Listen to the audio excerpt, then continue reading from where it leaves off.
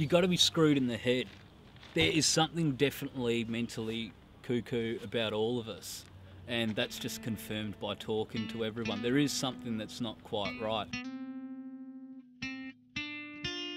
It seems to be a common thread that all of us have had some type of trouble in our childhood or in our upbringing, or have had some type of life experience that's quite unique.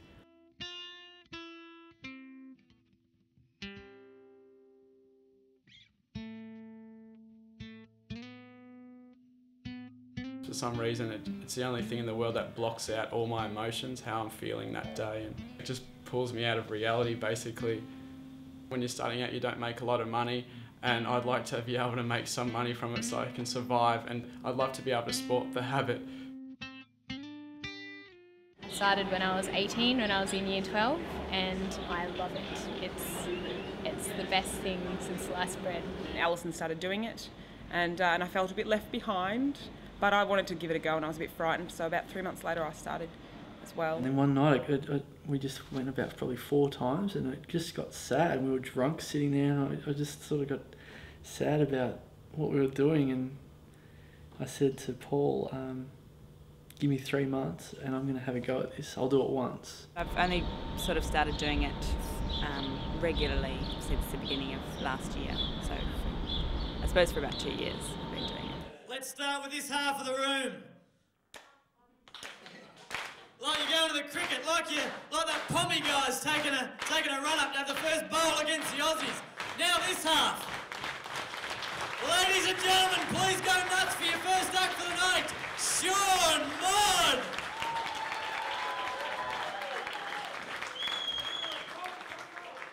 Thank you, everyone. Hey, I drop a mate off at her house and she turns to me and says, hey, come inside and see me dog, she's so intelligent. And I'm like, yeah, no worries.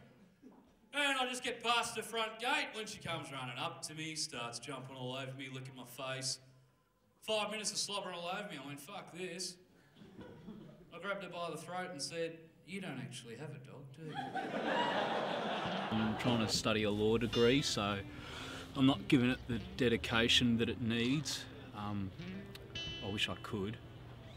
Whenever I see an old, fat, ugly man walking hand in hand with a hot young Asian girl, I always think exactly the same thing. I wish I was the old, fat, ugly man.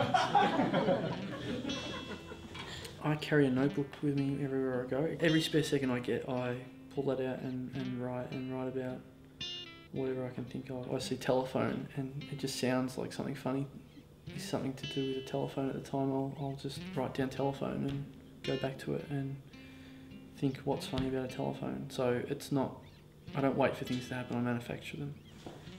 I've got an awesome pair of camouflage pants somewhere.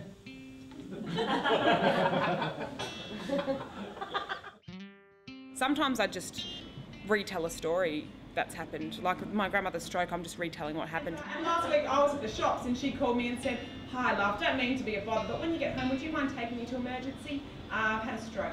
So I flipped out and sped home to find her pouring herself a glass of wine and making dinner. Because what was the rush, really? And then she suggested perhaps catching a tram into emergency and seeing a movie afterwards. And I said, well, you know, it's really not that kind of adventure. The Tasmania joke where with the sat nav. Yeah. Went to Tasmania, we had a sat nav that sat on the dashboard and it told us where to go, and it had a sexy woman's voice on it, and then she said, in 400 metres turn left. I've performed it 100 times on stage, and it's evolved. Continue further, and you see me perform that and it gets a laugh and it does really well. But that joke has been, I've done it 100 times, it's like, so it looks spontaneous and difficult, but it's not, it's just repetition and habit. And that's why comics do the circuit, because you have to do gigs, you have to do jokes 100 times before you get them good so that they work every time.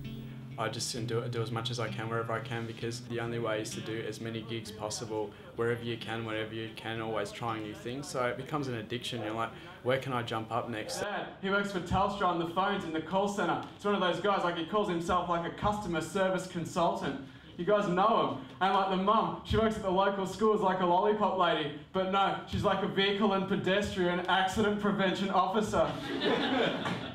They're like, what do you do, Jono? I'm like, I'm not unemployed. I'm just sponsored by a reputable government organisation. The ratio to men and female comics is like 1 to 10,000. There's really not many female comics out there at all.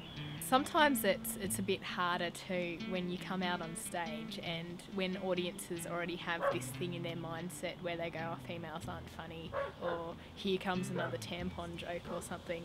But the reality is there aren't that many female comics who I've seen myself come on and do a tampon joke. I've got a really weird mum, but no one ever believes me until they meet her, and then they're like, holy shit, never seen someone eat a fridge magnet before.